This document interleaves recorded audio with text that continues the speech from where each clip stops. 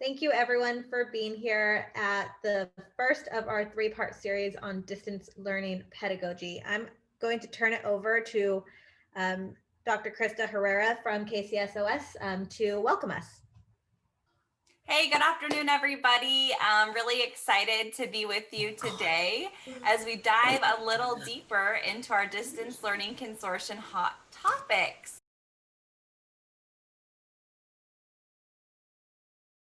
So you see all of those beautiful logos across the bottom. We are part of the Distance Learning Consortium put together by the CCEE, or the California Collaborative for Educational Excellence, which has brought together these county offices to share different areas of expertise and support around distance learning and hybrid learning as we start transitioning back to face-to-face instruction. So we're really excited that we get to present today on distance learning, specifically around personalized learning. And so to kick us off, I'll just go over the outcomes really quickly. Our outcomes today are to understand the basic principles of personalized learning, to explore and implement strategies to support student choice, and to explore and select EdTech tools to support personalized learning. Real quick for me, if you just think about those as 1, 2, and 3, throw the number in the chat of which outcome you're most excited to learn more about today. 1 being understanding the basic principles, 2 being exploring and implementing strategies, or 3 exploring and selecting ed tools.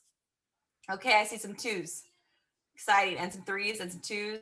Lots of 2s, guys. Oh, it's 3s, some 1s. We got them all covered. I like it. So good news is we're going to work towards all of those outcomes today. And I got the easiest job of all, which was to just open up the session. And so I'm getting ready to turn it over to an amazing group of presenters whose beautiful pictures are going to appear on your screen in a second. So you already saw Carissa's face.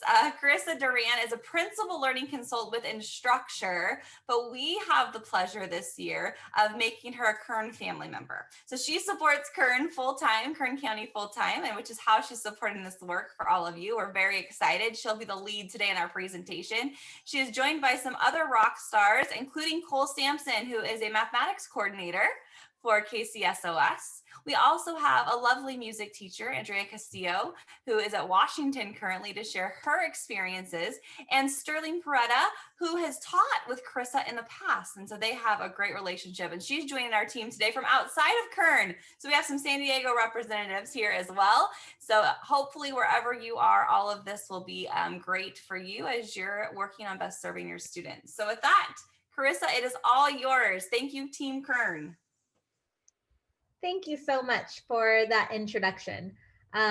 Like Krista mentioned, we are going to lead you through a few different outcomes, and the first of which is going to require us to just establish some common language and a common understanding of personalized learning. If you were in some of our previous sessions, you heard us talk a little bit about personalized learning, and we're going to dig deeper into that today. But I will say that personalized learning is an entire educational framework, philosophy, way of approaching teaching and learning. And so it is a lot to unpack. What I have here in front of you is the Aurora Institute. They were formerly known as INICOL, the Aurora Institute definition of personalized learning, which is tailoring learning for each student's strengths, needs, and interests, including enabling student voice and choice in what, how, when, and where they learn, to provide flexibility and supports to ensure mastery of the highest standards possible. So this definition is a lot, right? Aurora Institute actually surveyed tens of thousands of teachers across the country and even around the world to come up with this definition of personalized learning based on those surveys and their experiences and research and advocacy for personalized learning over the last decade or more. So this is one of those definitions that's pretty trustworthy, but as mentioned, it's a lot to unpack. And so I decided that what we would start with is unpacking those definitions. So here's what it looked like for me to unpack those definitions of personalized learning. You can see, of course, that I use some color coordination here to give both you and myself something to sort of hold on to as we look at this process here. And so what I noticed was that within this definition, there are some things that we as educators need to know in order to implement personalized learning well. And there's also some things that we need to do in terms of actions that we take to implement personalized learning. So some of the things we need to know are student strengths and interests. And some of the things we need to do is then take that information and tailor the learning, the learning to make sure we're designing so that student voice and choice is available, that there's choice in many different aspects, how they show their knowledge, what they're learning about, when and where. That's stuff like pacing and the mode of delivery and this idea of retakes. So there's just a lot in there. And what I have done is, because we're going over personalized learning in just one hour session, I wanted to distill that down a little bit. And so I broke that down into two main goals. The first is relationships. If I know my students well, if I build relationships with them, that is how I'm going to be able to figure out their strengths and their interests. The second is that we need to do everything from a student-driven standpoint. That means that when we think about maybe other educational phrases we hear, like data-driven, data is hugely important and we need it to make sure that we're on the right track. But at the center of that data are students, right? So we want to focus on the students and let them do the driving, not just of their own learning, but of the design the design of the learning experiences that we bring into it as educators. So student driven looks like something that's student centered. That means I'm always thinking about, my mindset is always fixed on my students. And for that reason, I'm designing multiple on-ramps to learning, multiple routes to demonstrate learning. And the design of my learning experiences is flexible so that when something comes up and I have a unique need for a unique learner that I need to meet, I'm flexible enough to meet them. So that was the way that I sort of processed through the personalized learning definition. And I'm going to just pause for a second and give you a moment to sort of digest that. And if you have any thoughts on what personalized learning means to you, go ahead and put that into the chat as well.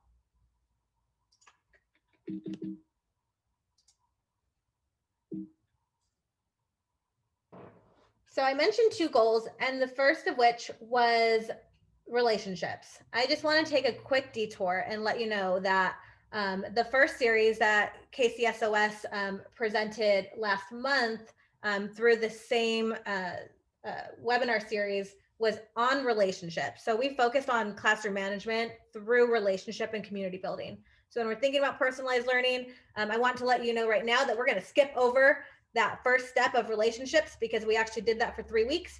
And we're going to focus in today on the student-driven aspect of personalized learning. If you are interested in accessing those previous 3 sessions, they are available in the same course that you're in, and you'll be able to access them in each of these 3 modules that you see here on the screen. Okay, detour done. So this is the place that we're going to start at today. We recognize as educators that students need to be able to achieve certain outcomes.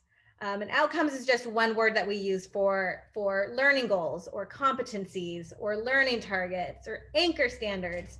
A lot of us use that acronym SWABAT, right? Students will be able to. And these larger goals, the anchor standards, the common core standards, these targets that we have are usually what we use to drive instruction. And what we need to consider when it comes to personalized learning is that putting that focus back on the students means asking the question, what are students expected to know and be able to do? So I want to preface the rest of this conversation by saying that I am absolutely going to maybe oversimplify personalized learning in these next couple of slides, but it's intentional. Like we saw earlier, the definition is dense. There's a lot to personalized learning, and there are a lot of different avenues that we can take. But an easy on-ramp, especially for those of us who have not done a lot of personalized learning or have not done a lot of personalized learning in a distance environment, we're going to pick the easiest on-ramp, which is starting from this point of understanding the student outcomes and figuring out where within that we can leverage opportunities to embed choice. So when we think about outcomes, when we think about competencies or standards, there's always two aspects to it. There are the knowledge pieces, right? We call it content knowledge. And then there are the skills, right? The hard skills, things like experimenting and reading and writing and computation. And so if we can agree today to distill all of these ideas of learning targets and outcomes down to those two simple ideas, what do students need to know and what do students need to be able to do, then we can use that as a foundation for the rest of our conversation. And what it allows us to do is it allows us the flexibility of designing tasks, whether they're practice tasks or assessment tasks or anything else, in a way that really emphasizes student voice and student choice. Pausing for questions. If you have questions, please at any time, go ahead and put them in the chat. We have a few colleagues with us here today who are monitoring the chat, so we're able to address those at any time.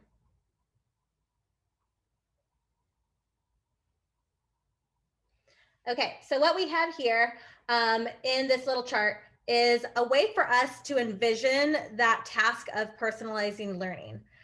Again, if we've started from this agreement that what we're teaching students are knowledge and skills, we can ask ourselves in a particular task, in a particular activity or a particular learning opportunity, what are we focusing on? In one activity, we might be focusing on skills, and in another, we might be focusing on the content knowledge.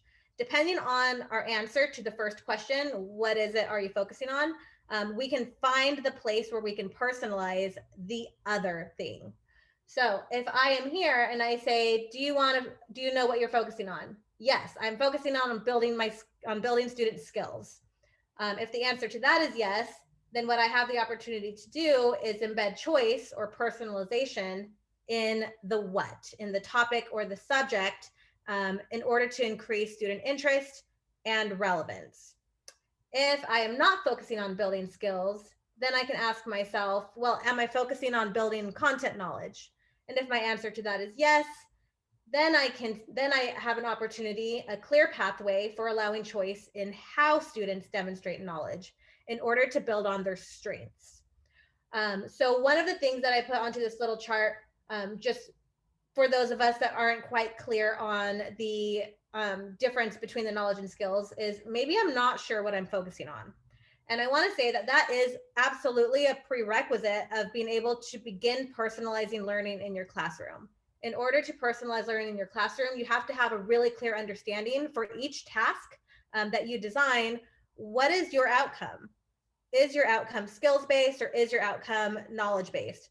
And so if you're not clear on what you're focusing on for a particular task, then you have a little opportunity here to revisit some of the information that we talked about earlier, which is knowledge is what students are learning, things like different topics or subjects in your class, maybe cell structure, the difference between a plant cell structure and an animal cell structure, or maybe it's fractions, or maybe it's World War I.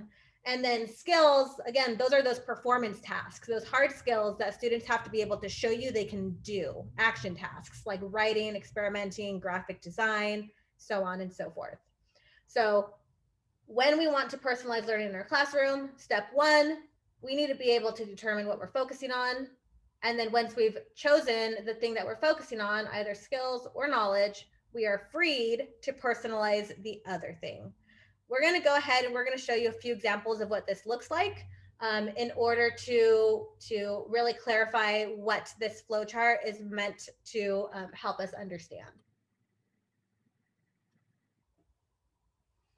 Okay, so on this slide, the idea here is that as a teacher, I have decided that I am focusing on the performance task. I am focusing on the hard skill or the action that I want students to be able to do. If that's my answer in the flow chart, then some of the things I can personalize when my focus is on the skill would be adding a collaborative element, to allowing students to choose or have some voice in whether they're going to demonstrate a skill with a peer, on their own, in a small group. I can allow them to have some voice and choice around the topic or the subject that they're going to use to demonstrate the skill. I also have some flexibility in timing and pacing. So if it's the skill that I want them to demonstrate understanding of, then when or where they do it matters a little bit less, and I can personalize that. I can also personalize the audience. If they're measuring or demonstrating a particular skill, then they can show that skill to me, to the whole class, to a small group. And so all of these things are avenues for us to personalize everything except for the skill, right? Because at the end of the day, if I'm an English teacher and I'm trying to build students' writing skills, they have to write. But what they write about, or how fast they write, or who they write to, all of those things are opportunities for personalization. So I have some examples here on the right. And some of those examples, they sort of duplicate or relate to one another. For example, I have these examples of argumentative writing. And if I'm measuring argumentative writing in my class, I can provide choice on the topic that my students are arguing about. Or if I'm measuring argumentative writing, I can, maybe they all have the same topic, but I can provide choice on the side of that argument that they're going to argue about. And so there are a lot of opportunities for us to embed choice and also maintain some measure of control, so that we can balance, right, the needs of teachers and the needs of students.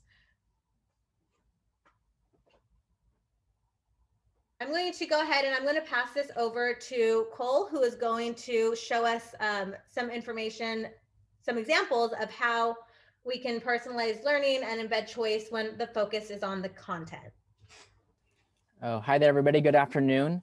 I'm just going to quickly talk to you about one way in which you can bring choice of content into your cycle of learning, and that is through a choice board.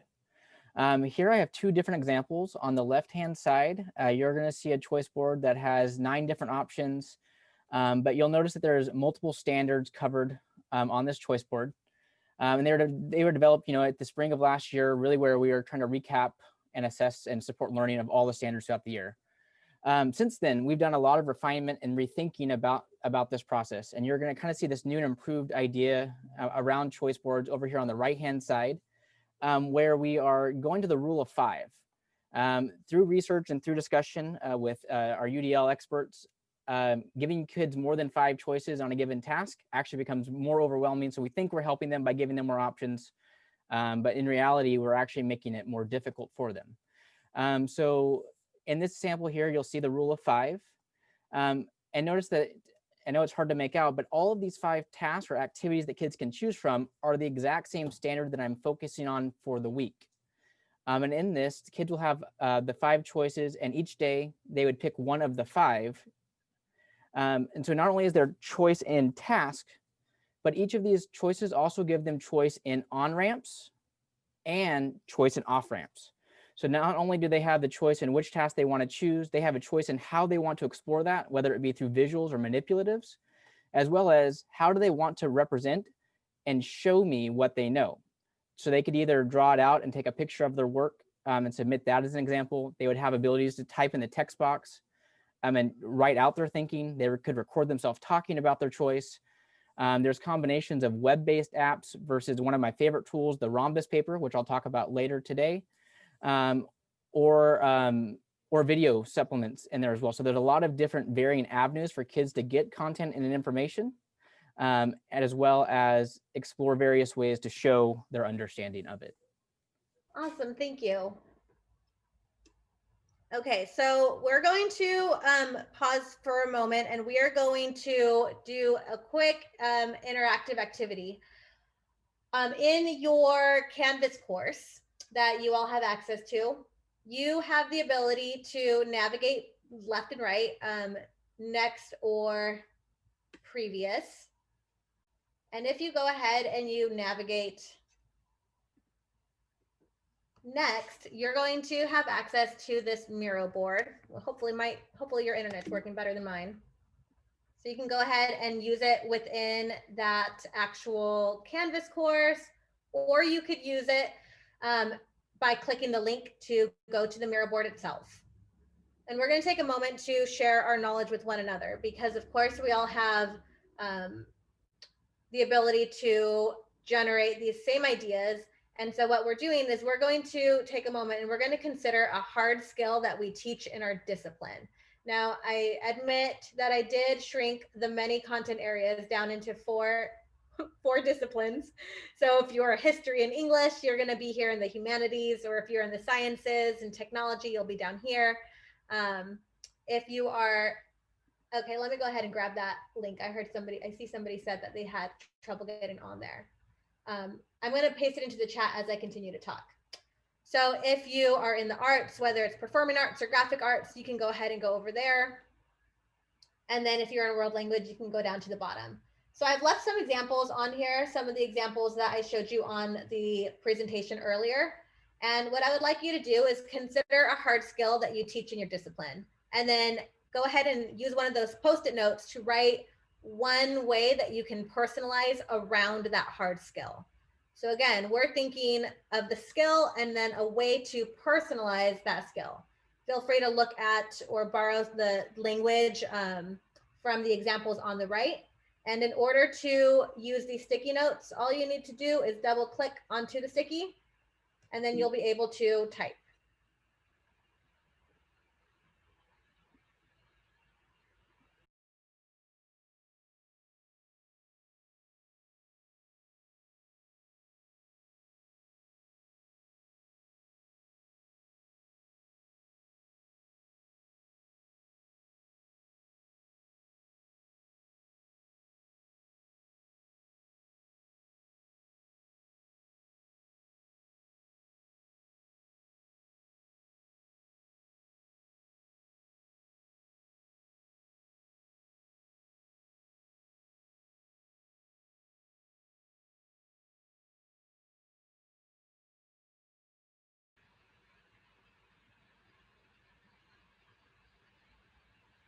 I love some of these examples I'm seeing here, like this idea of decoding and spelling and being able to just use different ways of demonstrating that knowledge.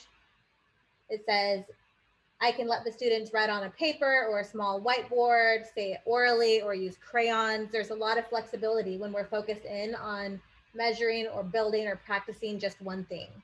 So that's really awesome. Thank you.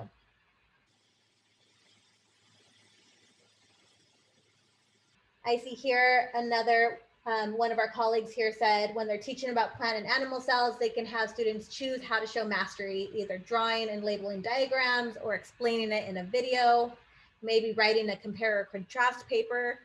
Believe it or not, some kids prefer to write an essay over doing an art project. That is something I have definitely found to be true in my own practice as well.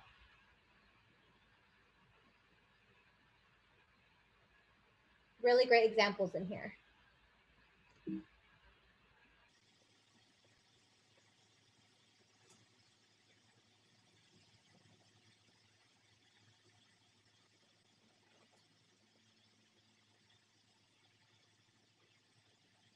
I really love this one I'm seeing over here under the arts. It says, I can show them different story starts and have them choose the endings. These types of personalization opportunities are really powerful, right? They're really simple ways of having a really big impact on our students. It shows that we trust them to make those decisions. When we show that we trust them with making decisions, it actually has the additional benefit of further building those relationships, which we know is foundational to personalizing learning and just having successful outcomes for our students, especially our most vulnerable students. So choice is actually one of those activities, or I'm sorry, one of those pedagogical approaches that allows us to improve academic outcomes and also improve relationships, which then further improves academic outcomes. It's really powerful. I see a couple more in the chat that I'm going to go ahead and add over to our Miro here. Okay, so as you continue to have access to that Miro board and you can continue to add your thoughts, we're going to go ahead and we're going to shift to the second half of our presentation, which is really exciting for me. I have the distinct privilege of walking us through, while facilitating, a conversation among some educators to really look at what personalized learning looks like in their class, how they approach it, maybe some examples of their own thinking as they're approaching personalized learning in their classrooms. Thank you to our educators for being here today. We're going to talk about incorporating personalization strategies into distance learning classrooms specifically. Our presenters, you've seen them already, but I'm going to introduce them again. Cole Sampson is a mathematics coordinator with Kern County. Andrea Castillo is a music teacher in Washington State. And Sterling Peretta is a secondary humanities teacher way down here in Southern California in San Diego. I've asked them already, so they already were warned about these questions, but I'm going to ask them to have a conversation around these two questions. The first is, how do you provide opportunities for personalization or student choice within your virtual class? And then second, how do the relationships that you build or have built with students help you make decisions about personalized learning? So I'm actually going to open the floor to any of the three of them to discuss. And they do have some artifacts that they've shared with us. So when they discuss those, I will go ahead and I'll navigate down to those. But I'm just going to open the floor to the three of them for initial thoughts.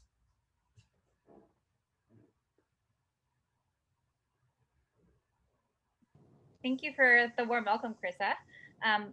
She introduced me, but my name is Sterling Peretta. And I'm actually doing my first project with the Industrial Revolution unit, where they will actually take their assessment or their competency with a choice. So all throughout this specific unit, I've provided scholars choice, whether it's in breakout rooms or specific activities in groups of their choosing, and then they can choose what specific inventions to research and things like that. Chris, did you actually mind scrolling up as I answer those questions? I'm sorry, I got a little ahead of myself. Thanks so much. I try to include personalized learning in every aspect, especially with group research and things like that, as well as competencies or assessments. Sometimes if they need to verbally share a presentation with me, if they want to record a video, I feel like oftentimes teenagers, they are excellent at making YouTube videos, TikToks, and recording videos of themselves. And if they feel more comfortable sharing their competency or skill set for that specific unit that I'm assessing them on, I allow them to do that. So in terms of where I see student choice in the classrooms that I visit, I feel like I have the distinct privilege of working at a school that is very project-based learning. So I get to see student choice pretty much in every classroom, whether it's experimentation in biochemistry, or whether they record, like I said, YouTube videos, or working collaboratively in groups. I feel like I get to learn in all the different classrooms that I visit. In terms of relationship building with the scholars, I feel like I can assess what their strengths and then what their areas of growth might be with student or scholar choice. So sometimes, like I said, if they maybe are a little bit more shy and they don't want to do a presentation live, they can record it and then show me that way. If they are really great at art, they can still demonstrate their skills utilizing just showing me how they learned about the Industrial Revolution, maybe through a model or a project, or maybe they're great writers. I actually allowed them for this specific competency. They will connect COVID-19 to other health and environmental sanitation aspects of the Industrial Revolution, and they will publish something in a college level paper. So like opportunities like that to help motivate them, because like Chris has said, some of them want to write an essay, while as others maybe want to make a model, but it really helps address their choice and create motivation, and also really unique just models of learning that they can take ownership of. So thanks to Carissa, I was able to build that model out. And she helped me introduce choice in my classroom. I actually want to point something out on these screenshots that I took from your course. One of the things that I really appreciate about this, you mentioned a bit that you have for your final project, the choice board, but all throughout your unit, you have embedded choice, and you've embedded choice in a lot of different ways. So I highlighted just a couple of things here. One was on step 3 here on the right, it says you're going to conduct research on 4 inventions of your choice. So you knew that it had to be around this broad topic of the Industrial Revolution, and you knew that you wanted to see their research skills, but you gave them some choice in which particular subtopics that they were going to have. So that was like a way for you to maintain some control, but also give them a little bit of choice. Mm-hmm. And then another one that I really liked when I was looking through your course, and she gave me permission, I swear, is here she had the ability for them to choose whether they were going to demonstrate their learning on their own or collaboratively.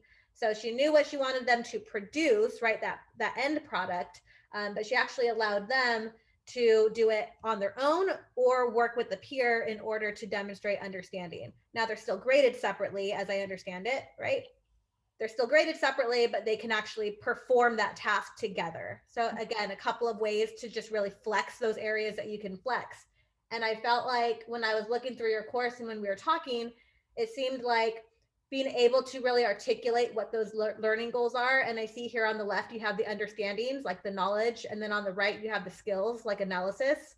Being able to articulate those things really frees you to find those opportunities for more flexible design. Mm-hmm. And I have noticed that I get much more creative submissions. And if they do work in groups, we already have in terms of our procedures and routines, I just have the scholars write in different colors so that when they present their specific aspects of the choice word, I know who did what work. So definitely graded separately, but they're really unique projects that I never really received when I was like structuring my competencies or group work so rigidly. Awesome. Thank you. Thanks for allowing me to come on. Cole or Drea, who wants to go next? I could go next. Awesome. All right.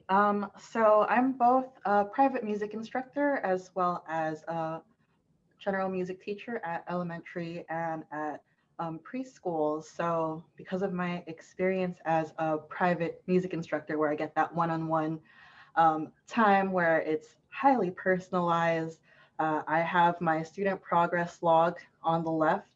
And on the left column, I have the objectives that I want to make sure I'm maintaining. So for instance, I have right here too, students will be able to play rhythms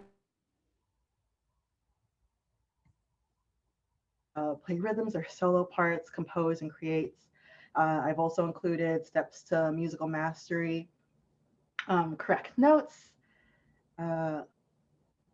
articulate rhythms and dynamics. I also included learning styles.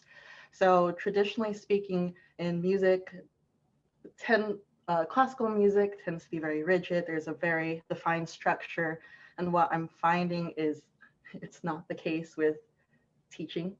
So I want to make sure that I'm incorporating what works best for each student, whether it's visuals or a lot of students are tactile or auditory learners.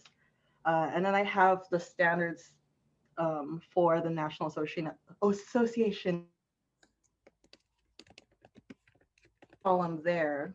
I have whatever techniques and warm-ups we're focusing on, whatever theory we're using, and method books. So each class is using different method books and other points. So fun activities, music history and appreciation, creation, and performance goals.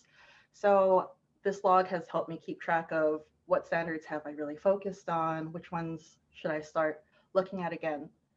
On the right-hand side, I have a couple screenshots from class and programs that I use to help make class a little bit more smooth. So some students don't personally enjoy reading music, and that's okay. So we'll focus a little bit more on their ear training.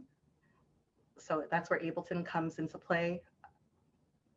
Other students don't enjoy performing, but enjoy composing. So I use apps such as Finale and Flats, where together we can work on writing a composition. In the purple section right there, those are all C major scales.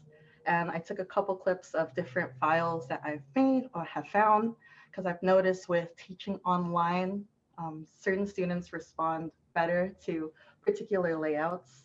They all are teaching the same exact concept, some a little bit more in depth than others, but having a variety of choices in the layout can help certain students retain the information more. And then the bottom clip I have underneath entitled Spooky Halloween Night was a student creation who a student who didn't particularly enjoy reading music, and as an attempt to get them interested, they showed me a composition that they've made, and together we looked at what it would look like as written notation, which did spark an interest. So having these different options and catering it in a private lesson setting and encompassing it into a group class, I think has been really helpful. So although I can't be as detailed, I can still use all of these tools that I have in the classroom setting and still use my student progress log for the whole class to help me keep organized and keep creative. So what I'm hearing is when you have the ability to get to know students one-on-one, that helps spur ideas for how to personalize in those larger group settings. Absolutely, absolutely. There's a lot happening culturally as far as really helpful. Most students that I've encountered don't really care about Bach, makes sense.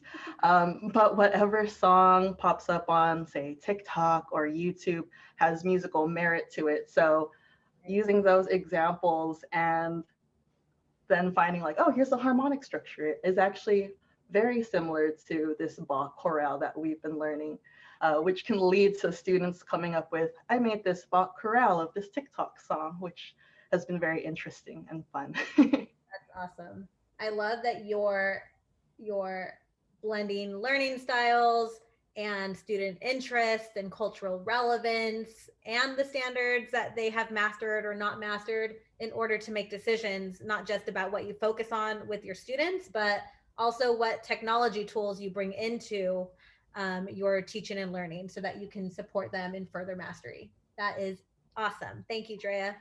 Thank you. All right, Cole, you're up. All right. So here I have a couple of screenshots, and obviously I thought this was going to be a slideshow where I hit next and you're going to be able to see the layers come, but that's okay. I will kind of explain my way through them. So whenever I'm thinking about teaching math kind of at a distance, I think back to like, what was the most important thing to me, math in the room? And it was always to kind of evaluate student thinking. We want them to eventually get to the right answer, but really the main goal and purpose whenever I lay out activities is how can I assess their thinking to get to whatever answer they're getting to. And so kind of with that premise is how I kind of design everything else. Over on the far left, at the top left there, you'll see kind of like a layout of what a week would look like. I don't actually get the opportunity or the privilege to work with students right now. I am supporting teachers all across our county, but in that, I'm really kind of helping them think through this phase. And the first is the when and where they're going to learn, making sure that there is some type of asynchronous support for them to gain that direct instruction or that content knowledge. And so you'll notice that on every day there's a layout for that video of the day or a couple of videos of the week to support that learning. And then from there also, then we go into some like math talk activities where there's very low floor, high ceiling, where kids can access it at any avenue from anywhere that they want to, but really stretch it based on their ability. And then you'll see that it kind of goes through this phase of engage, explore, evaluate, and then where we get to the apply, and then the choice board actually becomes the extension of our learning for the day. And so continuously following kind of this phase, but at each layer, there's choice embedded. Choice in response, choice in on-ramp, and then obviously the choice of when and where they want to complete each of these pieces. And all of them are tied directly to the standard and learning outcomes for their grade level. The right-hand side over here is kind of an example of that choice board. And again, I kind of talked to this earlier, but really going back to reemphasize that while there are 5 choices and they're all aligned to the standard, the choices themselves have different levels of DOK that are being assessed at each. So kids are making the choice of which one they want to do, but an open middle problem like choice 4 here will actually lean kids closer to a DOK level 3, whereas the addition practice fluency game is probably closer to a DOK 1. So not only is there choice in task, but there's also that range of DOK represented there for me as well. To highlight one of the tasks a little bit deeper, it's the Rhombus paper. And this is quickly becoming one of my favorite tasks, not only in person, but it's really easy to replicate virtually as well, because all kids need is a piece of paper and a pencil, and then they can just take a quick picture on a Google slide or inside a Canvas to add this. And so essentially it's just a 4-quadrant fold. There's a problem that starts in the middle there, but then either they're given a word problem, or I've really been thinking about this culturally relevant side and asking kids to create problems about themselves that are related to the math problem in that top right box.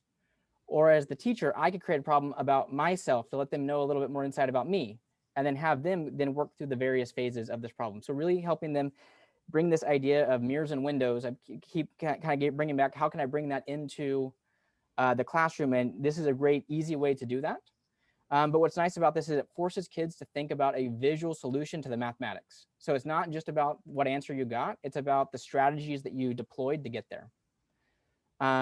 And then tying that then to any other strategy in the bottom left corner. It could be an algorithm, it could be another visual. And then in the bottom right of that visual there, it would be more of, how did you know you got a right answer? How did you know? Does that make sense? And so you're really making them think very deeply about a typical textbook problem, 25 plus 16, having to go through these different layers of thinking about that one particular problem, takes what is typically a DLK 1 and stretches it to a 3 very quickly in that level of thinking. And then think about, as a teacher, how much more information and feedback you have on what those students know and can do based on that.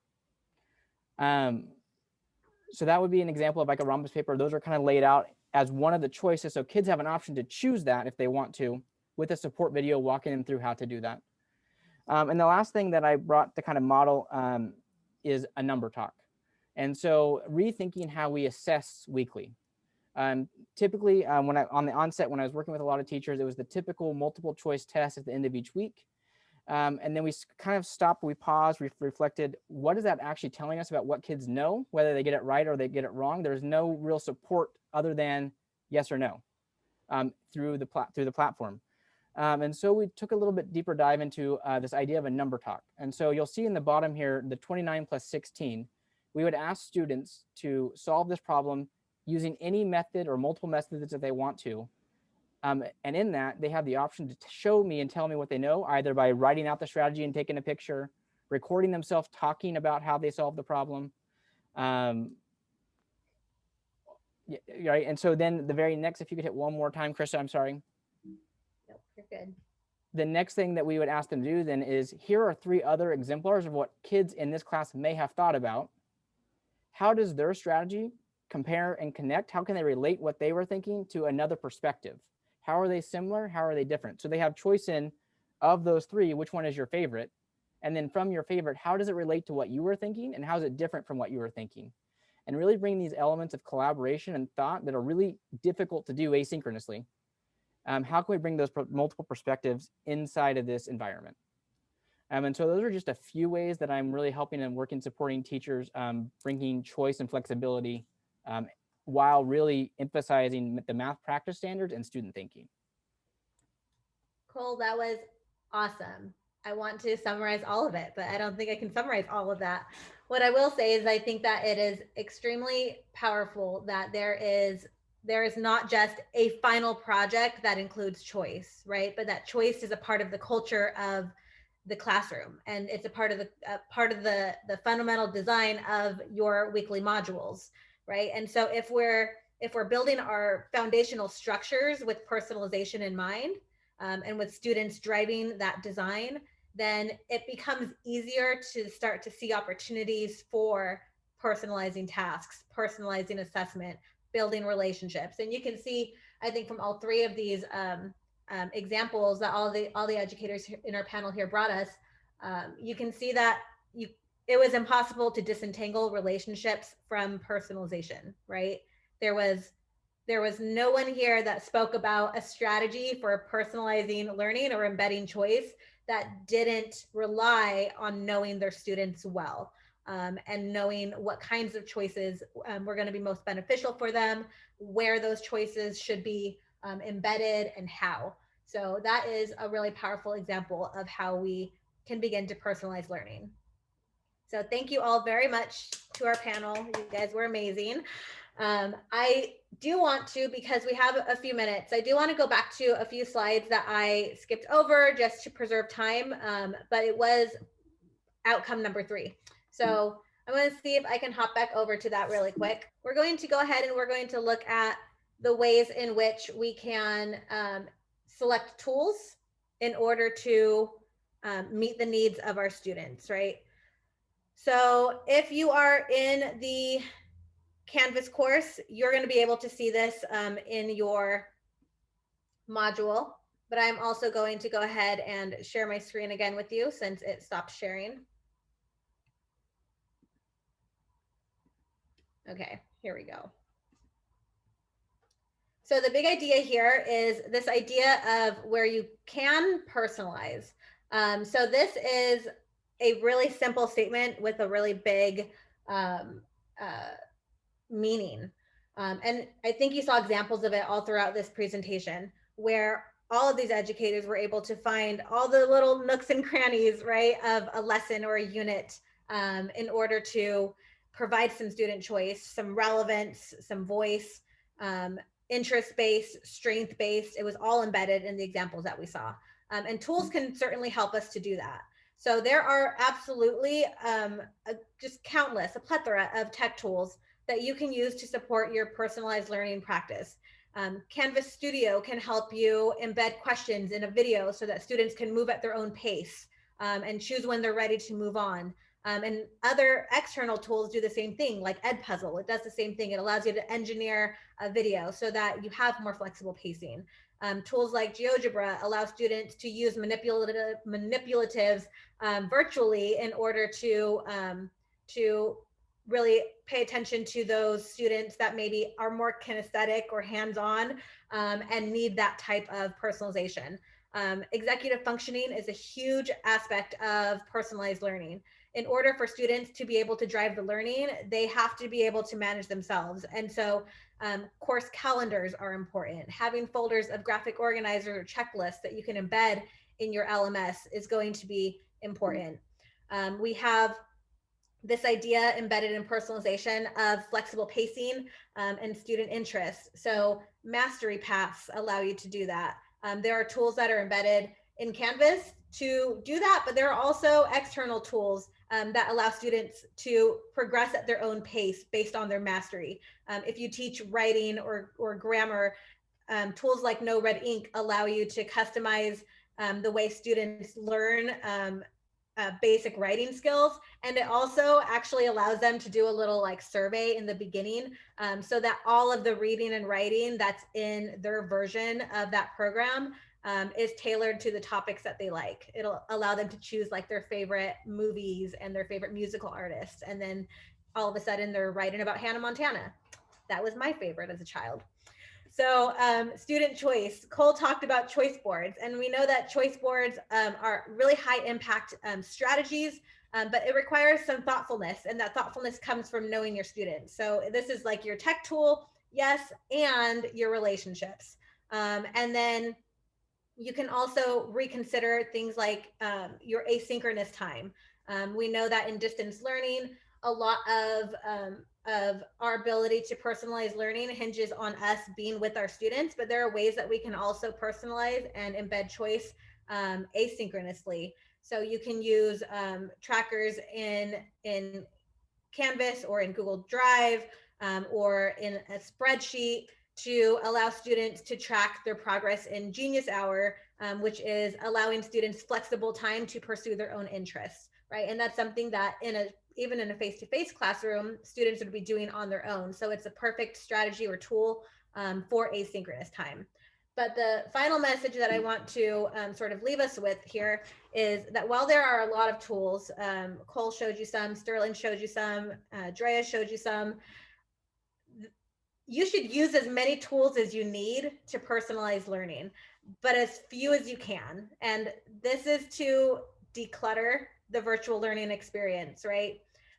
There are a lot of really high impact tools, and it's important for you and your students and their families to get really good at a couple of tools before you just add more and more and more. So personalized learning can happen all within whatever LMS you're using, right? If you're using Canvas, everything you need for personalized learning is inside of it.